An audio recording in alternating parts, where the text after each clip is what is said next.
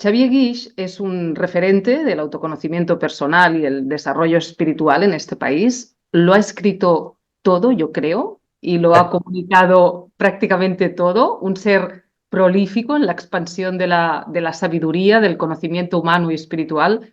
Xavier, gracias. Gracias por estar aquí. ¿Sabes que hay autores que escriben para comprenderse mejor a ellos mismos, para integrar mejor el conocimiento? ¿Tú escribes para conocerte un poco mejor a ti mismo? Y yo creo que lo que hago es primero experimento y luego cuando he experimentado es como entonces sí que tengo una necesidad de contarlo.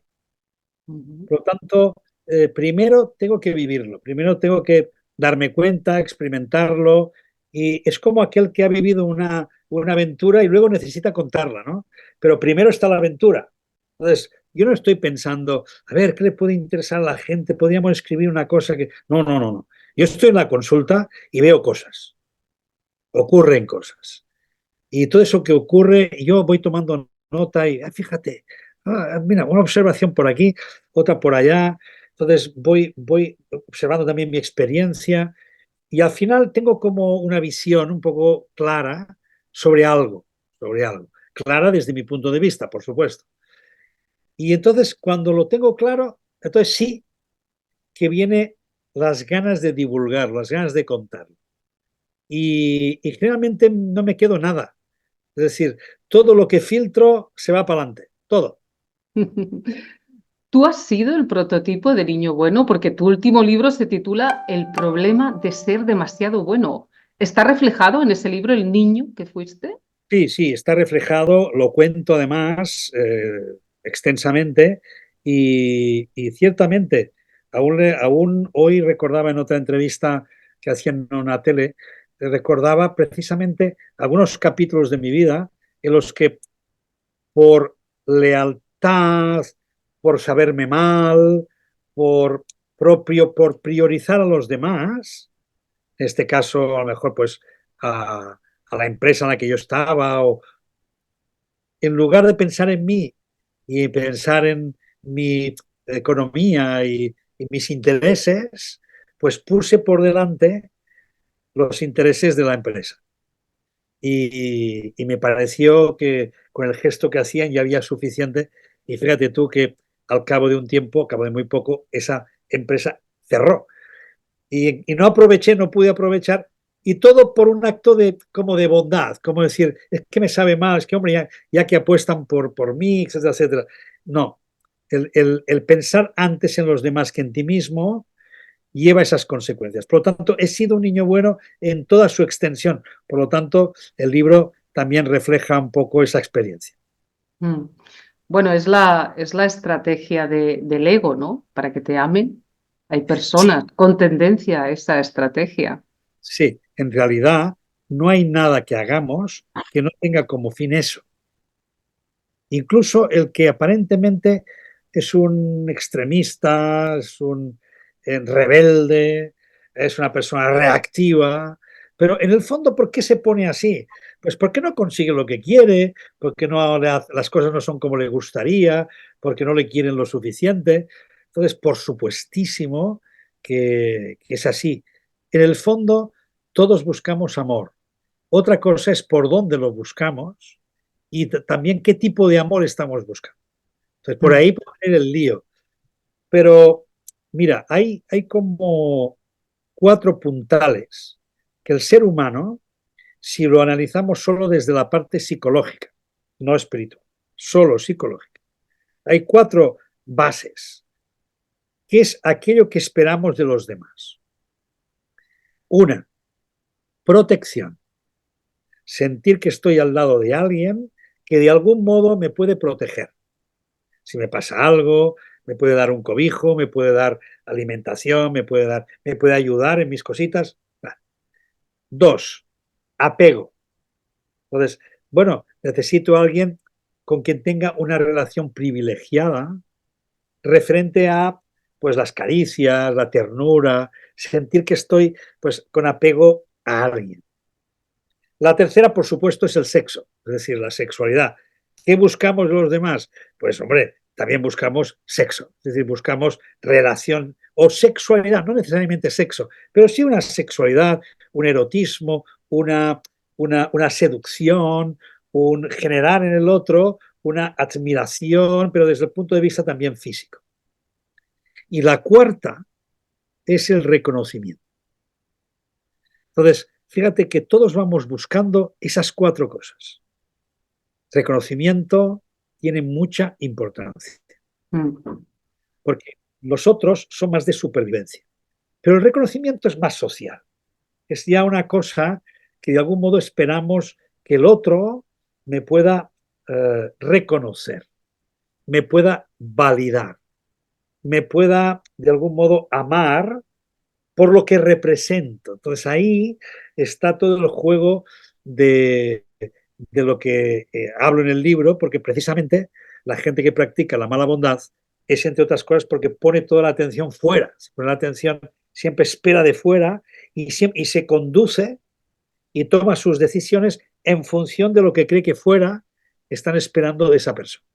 Por Claro. lo tanto, ahí es donde viene el lío y precisamente si todos buscamos amor, pero por sitios diferentes y de formas diferentes según lo que cada uno entienda por amor.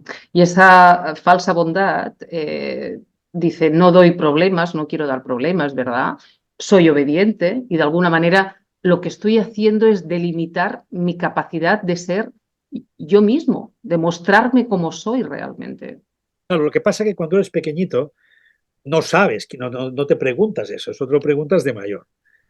De niño estás simplemente respondiendo a lo que va ocurriendo, ¿no? Entonces las respuestas que damos son respuestas, pues a veces de obediencia, a veces de desobediencia, a veces de portarnos bien, a veces de no portarnos bien. Pero poco a poco los de fuera, los papás, en fin, la sociedad, nos va encauzando, nos va modelando y nos va situando esto sí, esto no, y tú te crees que el mundo es así. Mm, Entonces creces creyendo que tienes que obedecer, que tienes que creer a los mayores, que tienes que portarte bien, que portarse bien significa ser complaciente, ser esforzado, ser rápido. ¿Eh? Entonces, mm, cuando uno se da cuenta de que está funcionando desde ahí, dice, madre mía, pero si esto es desde pequeñito, pero es que he crecido con ese programa. Entonces ocurre una cosa muy interesante y es que no sabemos dejar de ser buenos. Y ahí es donde nace, María, la angustia por no ser suficientemente bueno. Entonces, ¿qué pasa? Si a pesar de que me enfado, a pesar de que no me gusta una cosa o lo que está ocurriendo, a pesar de que esto se contradice con mis valores, lo que sea, pero llega un momento que tengo la sensación de que si me confronto, si me muestro desobediente, si no muestro lo que esperan de mí, me siento mal. Incluso siento culpa. Entonces, no puedo dejar de ser bueno.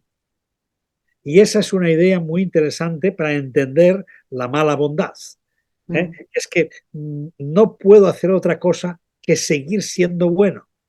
Por eso cuento en el libro que la persona que es demasiado buena tiende a disociarse, tiende a ser como hacia afuera de una manera y hacia adentro de otra. Y ahí eso le acarrea muchos problemas y se acaba perjudicando mucho a sí mismo.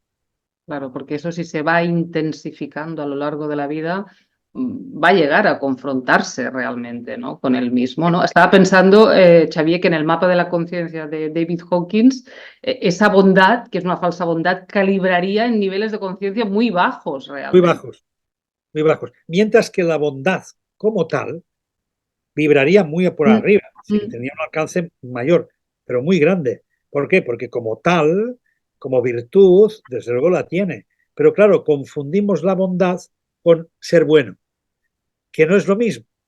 Entonces, la claro. bondad se traduce en acción a través del acto. ¿Y qué significa eso? Que la bondad se traduce en hacer el bien. Entonces, una cosa es hacer el bien y la otra es ser muy bueno. Mm, Entonces, hago el bien y porque hago el bien puedo ser bueno, pero no primero quiero ser bueno para que digan que bien lo hago. Entonces, no, por ahí nos equivocamos y por ahí hay la confusión. Claro, porque no te estás teniendo en cuenta y ese es el punto de partida, ¿no? No te Sí, estás teniendo en cuenta. sí. Xavier, ¿cómo estamos? ¿Estamos creciendo espiritualmente y como sociedad? ¿Estamos aprendiendo definitivamente a amar? Yo creo que cada vez más gente. Todo depende hacia dónde miremos. Si uno pone la atención en lo que está pasando en el mundo, se va a desanimar y probablemente nos diga, estamos peor que nunca. Pero los índices y las estadísticas nos dicen lo contrario, de los avances que hemos hecho en tantas y tantas cosas, tecnológicas, discutibles, por supuesto, pero tecnológicas, de salud, de bienestar. Y además, junto a esta parte que el péndulo nos muestra una sociedad polarizada en lo negativo, ha ido emergiendo una sociedad que es la sociedad que justamente la equilibra. Y esa es la sociedad de la psicoespiritualidad.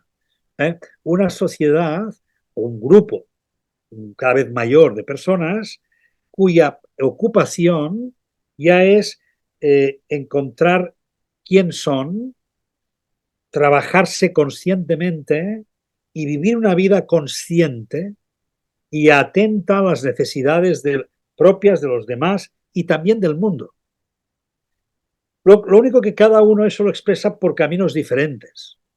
Entonces, no todo el mundo sigue el mismo camino. Hay gente que sigue caminos espirituales, hay gente que sigue caminos ecológicos, hay gente que sigue caminos de voluntariado, de acción social, hay gente que vive más acercándose a la naturaleza y hay gente que se implica, incluso políticamente, pero con Mm. convicción espiritual. Por lo tanto, yo creo que sí, que hay más conciencia, que caminamos hacia ahí y que eso ya es inevitable, no tiene vuelta atrás.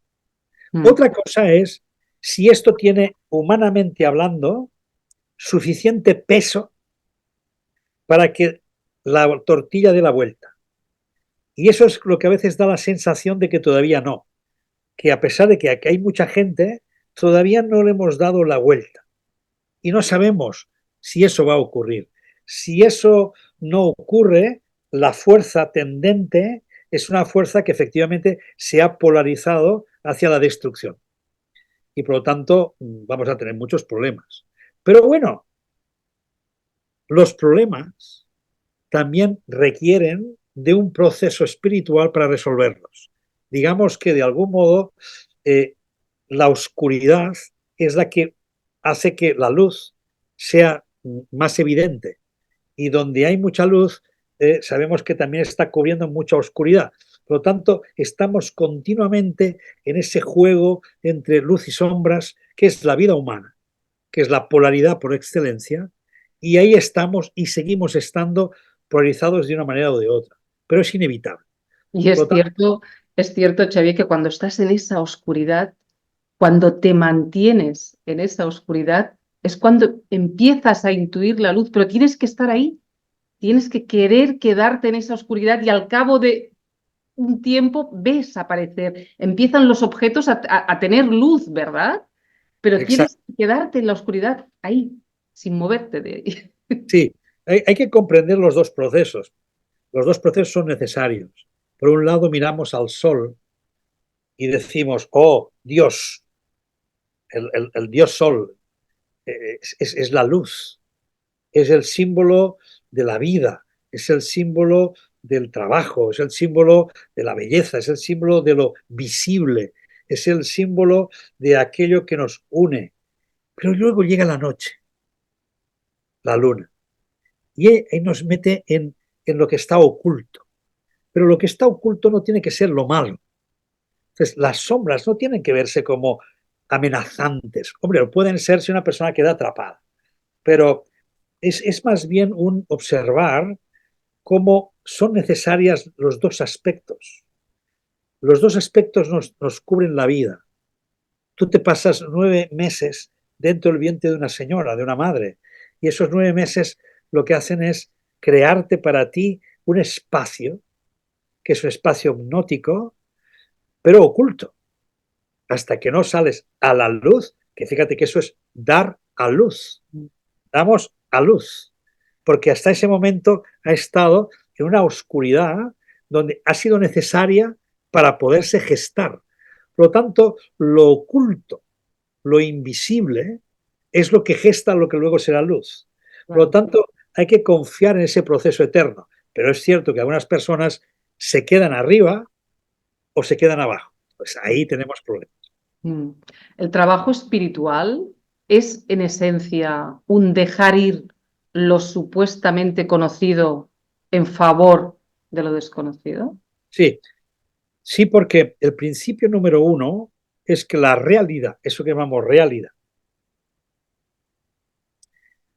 tanto tiene de visible como de invisible. Por lo tanto, cuando decimos la realidad, estamos nombrando un mundo, pero ese mundo está lleno de aspectos visibles, mesurables, que tienen como una visión como de verdad, como de realidad. ¿Por qué? Porque los puedes tocar, porque están ahí y dices, esto es real. Pero a la vez está todo el campo invisible. Y el campo invisible está causando el visible. Por lo tanto, ese mundo de causas, ese mundo invisible donde están las ondas, las vibraciones, es como, siempre el ejemplo de la radio es muy bueno, ¿no? La radio, pues tú tienes en casa la radio, que es la parte real, la radio.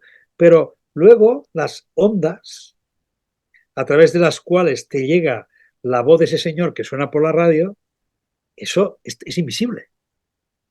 Eso no se puede ver. Por lo tanto, hay tantos aspectos, tanto físicos como no físicos, que les llamamos metafísicos, que están en el campo de lo oculto. Pero que estén en el campo de lo oculto no significa que no exista, sino significa solo que no son visibles. Y el trabajo espiritual, justamente, que tú me pides, es el trabajo de hacer visible lo invisible. Es el trabajo de permitirse adentrarse y acogerse en esa invisibilidad. Porque esa es el potencial, es la que te da la creación, es la que te muestra qué y de qué estás hecho. Por lo tanto, es necesario adentrarse en ese mundo y conocerlo y reconocerlo para que tu vida sea completa, para que no caigas solo en la trampa de lo visible, sino también en aquello que es invisible pero real. Y a veces es justamente lo que te transforma, ¿no? Y en ese proceso, Xavier, es como si los pensamientos de una misma se fueran involucrando con el ser que somos, como si hubiera una fuerza de gravedad espiritual Es actuando que, por atracción, ¿verdad? claro, pero es que existe. Mm. Es decir, fíjate, Llámale conciencia intuitiva. Steiner, Rudolf Steiner, padre de la antroposofía, tiene una metáfora que me parece encantadora. Yo lo utilizo mucho en los retiros. Tomamos una semilla, ¿no? Y la pones en la mano y te la miras y dices, en esa semilla está ya contenida todo lo que luego se convertirá en un árbol, quizás un árbol hermoso, enorme, pero al principio es solo una semilla. Si fuera una semilla de plástico, ahí no crecería nada, no habría ninguna fuerza. En cambio, en la semilla está contenida toda su realización. Toda la Pero información. el acto de realizarse va a ser invisible a través de la fuerza que la propia naturaleza ha creado para que eso pueda ser en su máxima expresión. Entonces, claro, al principio lo miras, dices, es una semillita, pero eso es muy poca cosa, pero es como un espermatozoide, que son nada. Pero hay una fuerza invisible que va a dotarle del poder para que crezca y se reproduzca y llegue a su máxima expresión, del mismo modo que llegará un momento de declinaje, llegará un momento en que va a morir, llegará un momento en que eso ya no va a tener suficiente vida y va a volver a la creación, va a volver al todo para volver a empezar la rueda de la vida, ¿no? Claro. Es bonito ver esa fuerza, pero esa fuerza es invisible, Es la pero fuerza está. de la vida. Y ahí, Xavier, la razón pierde la razón. Pierde la razón porque nunca la tuvo, ¿no? Sí, lo que pasa que, bueno, vamos a darle alguna importancia también a la razón, ¿no? Es decir, si la tenemos por alguna cosa será. Por lo tanto, una cosa es la razón, que me gusta más quizás llamar el discernimiento, es la capacidad de poder discernir, de poder separar y de poder ver las cosas en su múltiple dimensión. Y ahí el razonar desde el discernimiento me parece óptimo. También me parece que razonar desde el punto de vista de llegar a la comprensión ayuda mucho. Pero eso es una cosa. La otra es que la experiencia de la razón sin corazón no tiene sentido. Entonces, no podemos hablar de un aspecto, la razón, la emoción, la sensación, la intuición. Estos son los 4 tipos básicos de Jung. Entonces, esos tipos, que son básicos, están enteros en la persona. Quizás se desarrolle más uno que otro, pero es nuestro potencial. Por lo tanto, lo que invisiblemente va creciendo en nosotros es todo ese potencial. Entonces no podemos decir este y este no. La New Age puso muy de moda, desgraciadamente, la idea de que la mente solo sirve para distraernos y para crear dualidades. Y en parte es cierto. La mente, que no es tanto la mente como el ego, porque la mente es mente. La mente es quizás una de las creaciones de la conciencia. Pero otra cosa es el ego. El ego sí. El ego le gusta especular, le gusta tener razón, le gusta quererlo saber todo, es muy ambicioso desde este punto de vista y es un gran generador de dualidades. Esto y lo otro, blanco y negro, bueno y malo. Se le encanta esto, este jueguecito al ego le encanta. Por lo tanto, si la razón la metemos en el campo del ego, por eso te decía, por ahí no vamos a ir bien. Necesitamos discernimiento con emoción, con cuerpo, todo es necesario para que tengamos una experiencia de completitud. Entonces sí que funcionan los elementos más espirituales. Mm. Y la vida en su sabiduría te lo va a demostrar, ¿no? Lo vas a constatar. Ahí, muy bien, muy bien, muy bien visto. Es decir, si tú te empeñas en lo tuyo, no pasa nada. Ya te llegará la experiencia. Y te llegará pues a través de pues, el incidente, el accidente, la enfermedad, la dificultad en las relaciones, las repeticiones de toda la vida, que siempre se va repitiendo lo mismo en tu vida. Y entonces dices, bueno, pues, si no se resuelve por convicción, se va a resolver por convulsión o por agotamiento, que es el agotamiento del ego. Pues nada, cada uno lo suyo. Cada uno va eligiendo, vamos decidiendo todo eso, ¿no, Xavier? Todo eso lo vamos decidiendo con cada decisión diaria que Bueno, a tomamos. mí me gustaría que fuera así como tú dices, María. Lo malo es que la gente cree que decide, pero no decide. Porque, como decía muy bien Gurdjieff, eh, somos máquinas de repetir. Entonces, cuando decidimos, tendríamos que poder prescindir de todo lo que hemos vivido, de nuestra experiencia anterior y de nuestros mecanismos y programaciones, y limpios de polvo y paja, entonces podríamos decidir. Pero no, es que deciden las programaciones por nosotros. Nos creemos que estamos decidiendo, pero decide nuestro inconsciente. Por eso Gurdjieff decía, la gente se cree que es la conciencia, es la directora general de su vida, dice, cuando no deja de ser más que el mayordomo de su inconsciente. Por lo tanto, bueno, dicho esto, María, dicho esto, sí que estoy totalmente de acuerdo en la importancia fundamental de decidir. De hecho, para mí, una de las facultades mayores de nuestra humanidad y como seres humanos y nuestra tarea como personas es aprender a decidir. que nuestra vida sea decisiva, decidida por nosotros, decidida por lo que queremos vivir y no tan manifestada por lo que nos ha pasado, lo que hemos vivido, nuestras memorias, nuestros recorridos neuronales. Entonces, claro, decidir de nuevo nos requiere una actualización de nuestros potenciales. Mm, Por eso Antonio Blay, tenía mm, tanta razón cuando decía aquello de eh, nuestros tres potenciales fundamentales hay que actualizarlos, el yo experiencia, mm. la capacidad de pensar, capacidad de sentir y capacidad de hacer, inteligencia, amor y energía. Eso tiene que estar renovándose continuamente. Y es un acto de voluntad, es un acto de responsabilidad, Xavier. Te he oído hablar muchas veces de ello, ¿no? Es tomar las riendas de tu vida, Exacto, decidir sin ese histórico que vamos arrastrando permanentemente, decidir desde dónde, desde ahora, desde aquí, desde este momento presente. exacto. Pero para eso tenemos que tener la calma, ¿ves? El discernimiento, la calma para desde el silencio que acoge la experiencia que está ocurriendo, saber distinguir qué pertenece al pasado, qué es mecánico y en cambio qué es consciente de ahora, aquí, en este momento y mi toma de decisión. Que mi toma de decisión es cuando soy yo el generador de la realidad que quiero vivir.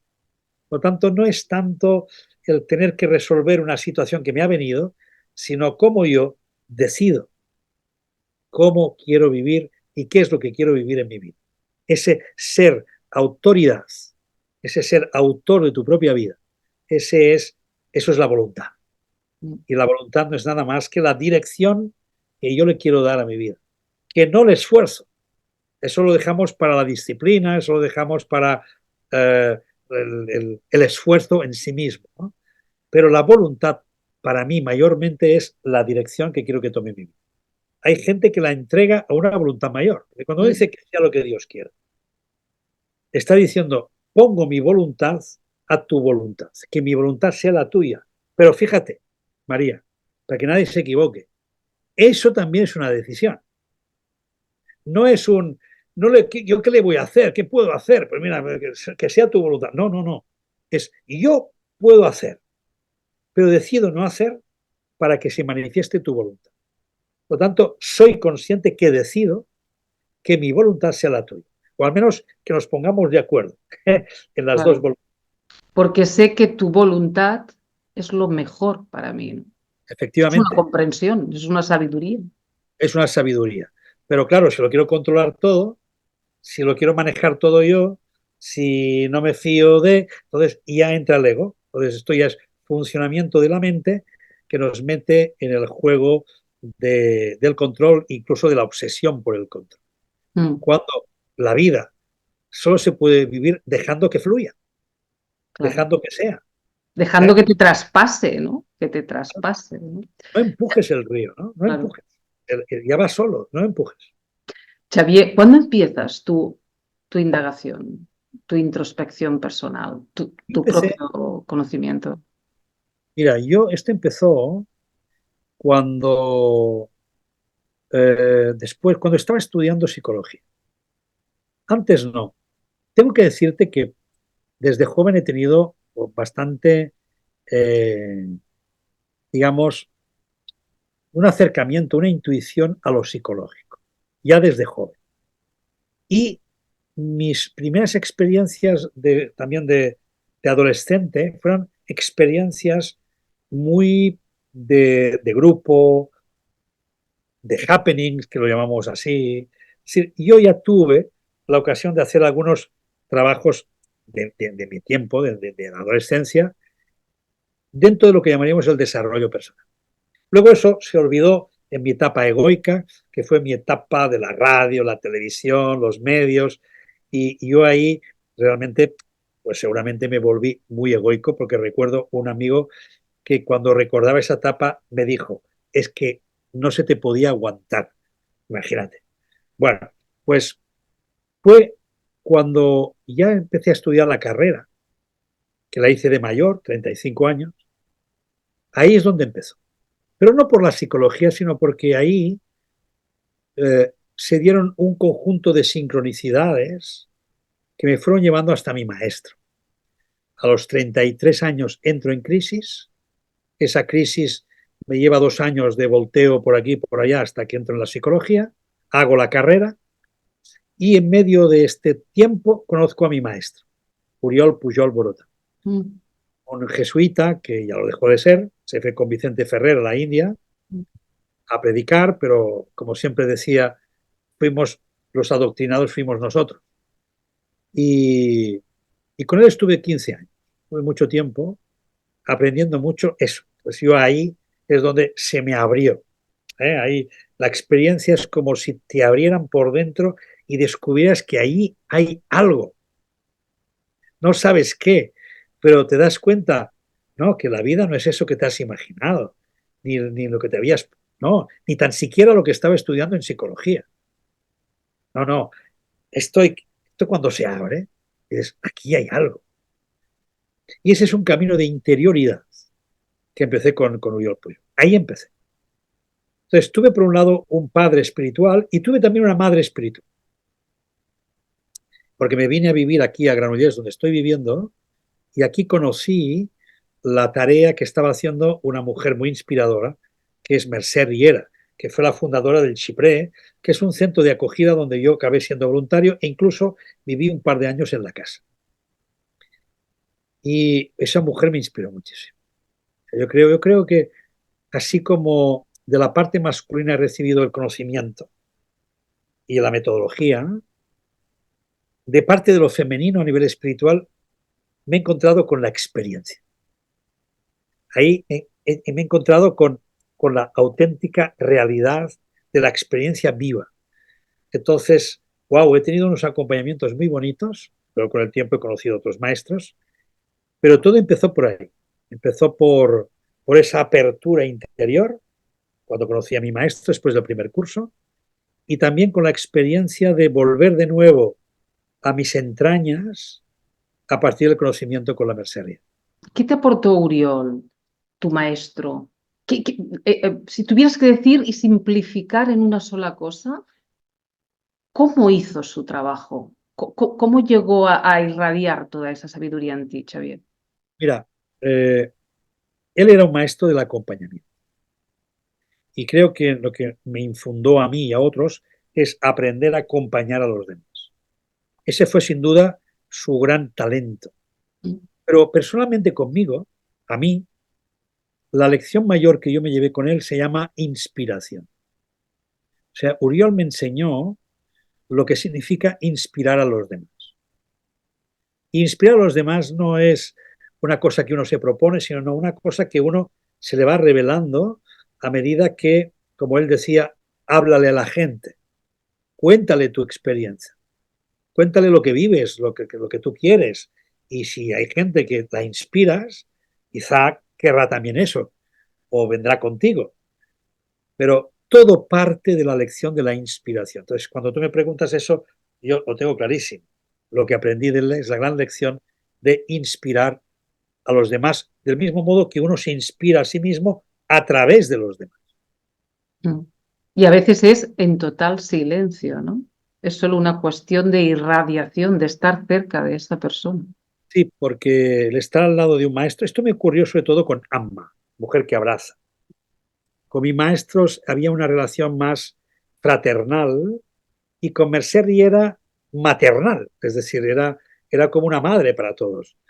En cambio, Amma, que se llama madre, es como la madre de todos, ¿no? Amma la que abraza, esa mujer sí, que yo experimenté estar meditando cerca de ella y sentir vivamente esa presencia y sentir esa vibración y sentir que, wow, empiezan a ocurrir sincronicidades y cosas extraordinarias.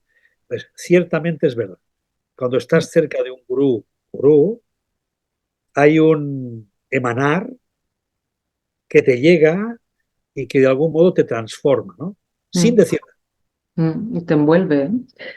Xavier, todos somos uno, puedes experimentar eso y a la vez todos somos esa singularidad que debemos expresar y que eso tú lo haces porque eres un gran comunicador y hay que hacerlo siempre porque una flor cuando se abre y expresa su aroma, no se está preguntando a cuántas personas va a llegar ese aroma, ¿verdad? Lo hace, lo expresa, ¿no?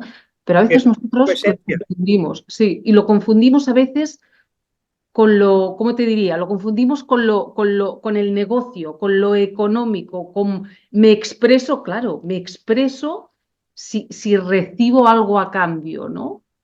Y si no lo recibo, quizás no deba expresarme. ¿Cómo podríamos centrar este tema tan complicado a veces para Claro, expresar? bueno, inevitablemente en todas las épocas ha existido eso que llamamos materialismo e ego espiritual.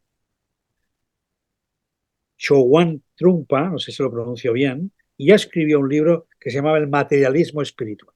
Y hoy quizás se habla más de ego espiritual o ego espiritualizado, que significa que a veces confundimos la ambición, el negocio, el interés, incluso la fantasía del ego o la fenomenología de las experiencias espirituales que acaban siendo vividas como si fuera una cosa guay. Me voy a hacer un retiro porque es guay, ¿no? Porque, ay, vive unas cosas, unas emociones. Oye, esto no es para vivir fuegos artificiales. Pero bueno, cada época tiene también sus elementos de ego, de espiritualización. Mira, el maestro Jung, que para mí es como otro gran maestro, aunque no, obviamente no nos hemos conocido, pero lo vivo, lo he leído mucho, muchísimo, ya desde joven, y tengo que confesarte que un día me desperté como si lo hubiera comprendido. Es como si me desperté diciendo, wow, te entiendo, te estoy entendiendo, sé a lo que te refieres, porque hasta entonces me había costado muchísimo. A partir de ese día, para mí, Jung es como un maestro que está por ahí, y el proceso de individuación que él propone, desde un campo quizá más psicológico, psicoespiritual, ya es eso. Fíjate que no dice proceso individual, ni proceso individualista, dice proceso de individuación, que significa dos cosas que tú has señalado. La primera, individuo no divisible. Por lo tanto, no puedo ser dos. No debo tener muchas partes que están una por aquí y la otra por allá, sino el mandala, que es como la idea que él centró, el mandala debe contener todos los aspectos de tu vida y deben estar integrados dentro de este gran mandala a partir de su centro, que es el corazón. Por lo tanto, lo primero, ser indivisible. Lo segundo, ser a la vez singular, porque solo hay uno como tú. Por lo tanto, ese no divisible, psicológicamente sobre todo, y a la vez singular, que es lo que yo llevo en mí, debo ponerlo al servicio de la conciencia, debo ponerlo al servicio de los demás, debo conocerlo y es mi gran oportunidad de hacer el viaje del héroe, ¿no? Descubrir cuál es el propósito de mi alma. Y mi propósito, el de mi alma, es un propósito único, mío. Luego está el propósito del alma de todos, que es pues volver a la conciencia y estar ahí en el éxtasis ya de la vida. Pero mientras soy un alma que va haciendo su recorrido y por lo tanto tiene que irse experimentando a sí misma, conociéndose a sí misma y deveniendo cada vez más esa luz que somos y que nos cuesta tanto de ver. A mí me cuesta mucho no de ver la luz, sino de entender ese proceso de soltar y de ir hacia ahí, porque el alma sabe una cosa, que quiere acabar ahí, que como alma no existe porque es luz, pero a la vez tiene que vivir su proceso. Entonces, estamos siempre, volvemos a la luz y la sombra, estamos siempre en proceso. Un proceso que además no es proceso, porque no está escrito, no hay un dibujo. Tenemos un cierto recorrido, le hemos llamado pues el viaje del héroe, cosas de ese tipo, que ayudan un poquito, pero tampoco es un viaje claro. Por lo tanto, nadie puede hacer el viaje por ti, ni tienes que dejar que nadie te lo marque. Tienes que ir encontrando tus senderos o como dice el poeta, tus estelas en la mar, que son tus intuiciones. Por lo tanto, ahí cada uno tiene que ir haciendo su camino, pero eso sí, no es necesario que lo haga solo. Hay momentos de soledad, muchos, pero también hay muchos momentos de comunión y de comunidad, de sangha. Por lo tanto, también es importante que eso lo compartas para que sobre todo no caigas en trampas, no caigas en fantasías, no caigas en fenómenos, y por eso en la India a todo eso le llaman neti neti, que es la expresión que viene a decir, no es eso, no es eso. Cuando el discípulo va al gurú y ha encontrado la iluminación, el maestro siempre dice, neti neti, no es eso. ¿Por qué? Porque eso no se puede encontrar así, no le puedes poner un nombre y le puedes poner un proceso. Puedes buscar el reino, ¿no? Eso es lo que nos dicen, busca el reino. Ocúpate de eso y desocúpate de las añadidurías, ¿no? De alguna manera. Sí, lo que Y pasa eso que, no es de tu incumbencia, ¿no? claro, lo que pasa que cuidado porque yo entiendo perfectamente que el objetivo es ese. Pero ese es un objetivo que requiere de una voluntad y de una entrega, un abandono, un ofrecimiento totalmente al mundo del misticismo. Es decir, me entrego a ese camino. Claro, si tu alma está viviendo una experiencia que es de familia, de ayuda, de hacer crecer una empresa, oye, no te vas a dedicar a ese misticismo. Por lo tanto, por eso Gurdjieff, que he citado antes, hablaba del cuarto camino, ¿no? Que es ese camino que intenta incluir en tu vida cotidiana aspectos de espiritualidad. Por eso hoy yo creo que es mejor llamarle psicoespiritualidad, ¿no? Que los aspectos de tu psique, los que forman parte, pues tu cotidianidad y tus relaciones, esté emparejada, esté recorriendo continuamente ese puente que va entre lo psicológico y lo espiritual. Eso sí, a la medida que vamos creciendo en conciencia, nos vamos quedando cada vez más en la otra orilla. Esa es la idea. Mm. ¿Qué es el silencio para ti, Xavier? ¿Qué hallas en el silencio? Mucha paz. Paz, es decir, serenidad absoluta, plenitud. Es decir, el silencio es el que te permite justamente que te asombres de la propia experiencia, ¿no? Si no, la mente siempre está ahí viendo formas, actuando, que también nos lleva al asombro, cuidado, ¿eh? También nos puede llevar al asombro. Pero el silencio, al menos para mí, es el camino de la paz. Y si hay paz, hay discernimiento. Y si hay discernimiento, hay una buena decisión para que hagas el recorrido de tu vida. Por lo tanto, fíjate que el punto de origen es el silencio. También podríamos llamarle vacío. El vacío, en la vacuidad, en el silencio, es el espacio necesario para que todo pueda ser. Porque ese fluir te va a llevar a lugares que nunca imaginaste llegar y que además no puedes llegar de otra manera. Probablemente sí. Pero como nos cuesta mucho, por eso nos tienen que venir trascadas. ¿Por qué? Porque si no, al vacío no vamos. Le tememos, confundimos el vacío generativo con el vacío de sentirme mal, insatisfecho. Entonces, no, lo tapamos, lo rehuimos, porque no queremos. Cuando es ese espacio el que permite que todo se disuelva y todo nazca. Pero entonces hay que aprender a manejar y a estar en ese vacío, que es el silencio. Mm. ¿En qué momento tú te encuentras, Xavier, de tu camino espiritual? Yo creo que estoy como el buscador que no ha alcanzado aún esa experiencia que le revele la realidad absoluta. Yo creo que voy haciendo atisbos, voy encontrando grietas, voy viendo senderos y además me gusta facilitarlo a los demás. Es curioso porque a mi alrededor, esto quizás para parecer un acto de orgullo, pero algunas personas a mi alrededor han alcanzado esta experiencia. Y no una, no, más de una. Y a veces yo me digo, caray, parece que yo haya venido aquí como el bautista, ¿no? A bautizar a los demás para que vivan ellos la experiencia y en cambio yo no. O como Moisés, que ya no le dejaron entrar en el paraíso. Entonces no lo sé, no lo sé.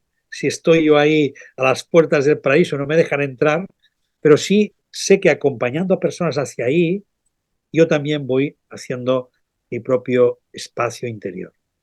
Y siento que estoy ahí, en la búsqueda de la que, como tengo algunos atisbos, tengo la esperanza o la fe absoluta, la creencia absoluta, que como ya tengo algunas experiencias, eso es así. Y no hay duda alguna.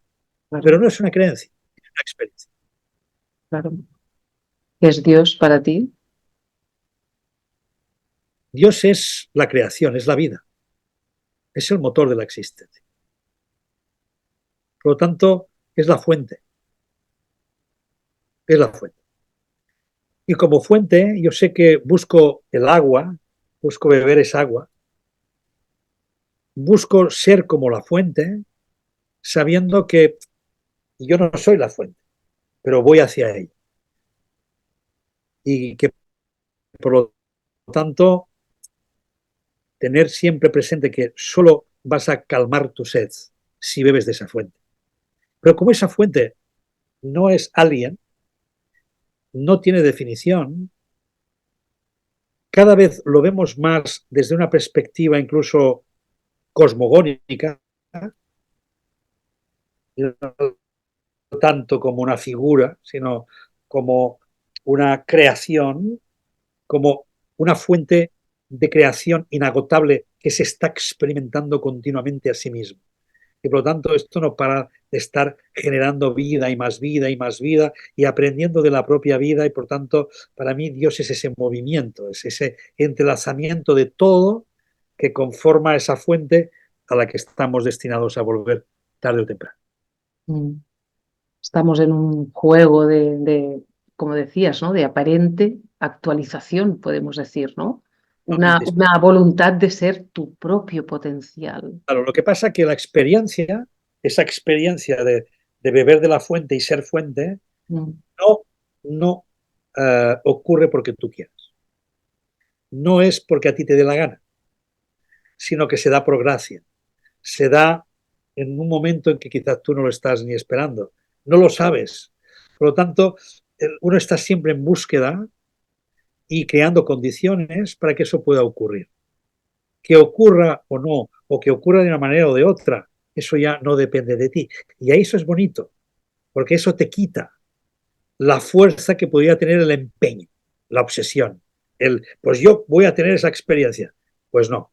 Mira, tú haz tu trabajo, haz lo tuyo, y si llega la gracia, pues bendito eres, y si te llega, tampoco va a ser para ti, va a ser para que tú también la compartas y la extiendas al resto del mundo. mm. Y en ese punto la psicología se desvanece, ¿no? No hay nada que perdonar, no hay nada que hacer, porque el amor es la fuerza transformadora por excelencia, ¿no? Si nos quedáramos ahí, sí, pero vas a volver a casa, Hay que vas a volver, aterrizar.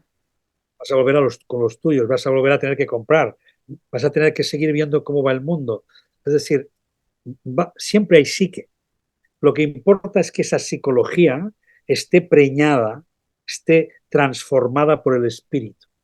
Entonces, esa transformación, esa metanoia o conversión, es lo que hace que tu vida sea vivida desde otro lugar. Pero sin perder de vista que desde ahí vas a vivir el mundo, no alejarte de él. Entonces, antes que has nombrado a Hawkins, pues Hawkins tiene ese bonito aforismo de siento que yo estoy en el mundo, pero no soy de él.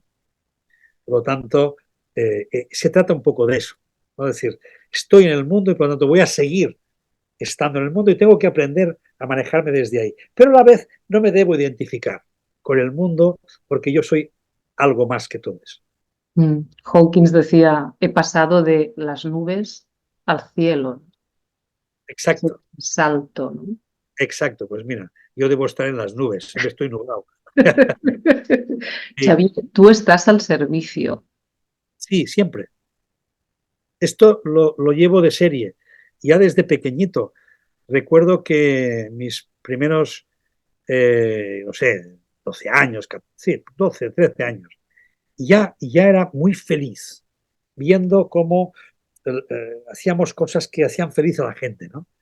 Y luego lo confundí con el niño bueno, pero sí hay una bondad intrínseca en mí, no tengo ninguna duda, y cada vez más, por esa interioridad que estoy viviendo, tengo que decirte que cada vez me duele más no ser más bueno aún, pero no en el sentido de ser bondadoso, bobo, sino en el sentido de que me duele cuando me doy cuenta que estoy haciendo daño o que causo malestar o que ha pasado algo que no es lo que yo quería. Antes era más capaz de trascender, en cambio ahora me duele mucho. Es como si el sentido de unidad, el sentido de que todo esté en armonía, cuando eso no está, hay un dolor, hay un desgarro, y entonces lo paso mal. Mm. Pero bueno, es un dolor que está ahí presente, ¿no? ¿Para qué? Para ser atendido, ¿no? Claro que sí, todo debe ser atendido, todo, dolor, alegría, tristeza, todo tiene que ser atendido, porque todo forma parte de la experiencia y de todo tenemos que aprender. Por lo tanto, no desechemos nada, eso también es muy junguiano. Mm, mm, Todo lo que reprimamos será proyectado. Por lo tanto, mejor no reprimir. No hay que ser perfecto, hay que ser íntegro, tanto que todo esté dentro del mandato. mm. Y como decía Blay, que también lo has nombrado antes, vivir la vida completamente, ¿no? Sin dejar residuos, Efectivamente. sin crear tiempo, ¿no? Que es ese residuo del que hablaba Blay, ¿no? Vivir ese momento presente, ¿no? Xavier, estás al servicio, lo estás, porque eso es lo que te llena y te centra y te eleva y te lo agradecemos. Que así sea. Gracias, muchas gracias, Xavier, por expandirte y compartir sabiduría, siempre recordando que cada uno debe vivir su propia experiencia y nadie puede vivirlo por él, ¿verdad? Ningún alma, en la cábala que estoy aprendiendo, dice, ¿Mm? ninguna alma puede salvar a otra alma. Es decir, tiene que salvarse sola, tiene que hacer su recorrido en el mundo álmico. Por lo tanto, sí, así es. ¿Has aprendido alguna cosa, María? Seguro, seguro, seguro. Muchas cosas se aprenden no en el instante, ¿verdad? No en el momento, pero te van llegando. O sea que contigo siempre se aprende, Xavier, porque eres una fuente de sabiduría, la verdad. Eres transmisor, un ser transmisor, ¿no? Soy Hermes. Yo ya hace Ah, mucho tiempo, cuando trabajé mi arquetipo, porque decía, Jung también nos decía, ¿en qué arquetipo estás viviendo? ¿No? ¿Cuál es tu mito? ¿En qué mito vives? Entonces, aparte de los mitos, también están los arquetipos, y yo siempre he tenido claro que era Hermes, el que mejor, de algún modo, me transmite lo que yo vivo, cómo lo vivo y la función que tiene, es Hermes o Mercurio, según las fuentes romanas. Entonces, es ese Dios mensajero, es ese Dios que se encargó precisamente de llevar a la gente al inframundo, y esa es la tarea del psicólogo, llevar a la gente al inframundo, a su inconsciente, trabajar lo simbólico. Por eso, por eso me gusta tanto lo que hago. claro, y se nota, Xavier. Y muy importante lo que nos has dicho. Estás percibiendo, tú que hablas con personas cada día, constantemente, que hay un despertar espiritual generalizado, se está Claro, dando. ¿Es el claro. mejor momento que tú hayas vivido de despertar espiritual a lo largo de tu vida? Seguro que sí, porque además está alcanzando y además, claro, como toda evolución, no solo está alcanzando más, sino que va más rápido. Porque el hecho de que tengamos una energía que entra con más potencia y que además el conocimiento ya evoluciona también muy rápidamente, lo que antes era una década, hoy son 2 años. Lo que antes eran 100 años, ahora son la mitad. Por lo tanto, también todo se acelera. También las experiencias espirituales. claro. Y porque es natural, sucede. Y porque es natural, tú no puedes programarlo ni tú puedes controlarlo, ¿no? Lo que decíamos, sucede porque sucede y no sucede porque no sucede y todo está bien, ¿no? Claro, mira, María, una persona joven como tú no me hubiera podido hacer una entrevista hace solo 15 años o 20 años atrás. No me hubiera hecho esta entrevista. Es decir, es evidente. Cada vez vemos gente más joven que ya vive eso, no está aprendiendo, no, es que ya viven esa conciencia. Por lo tanto, eso está clarísimo, que nos está dando ya las pistas de que vamos hacia ahí, pero todavía no hemos dado el vuelco.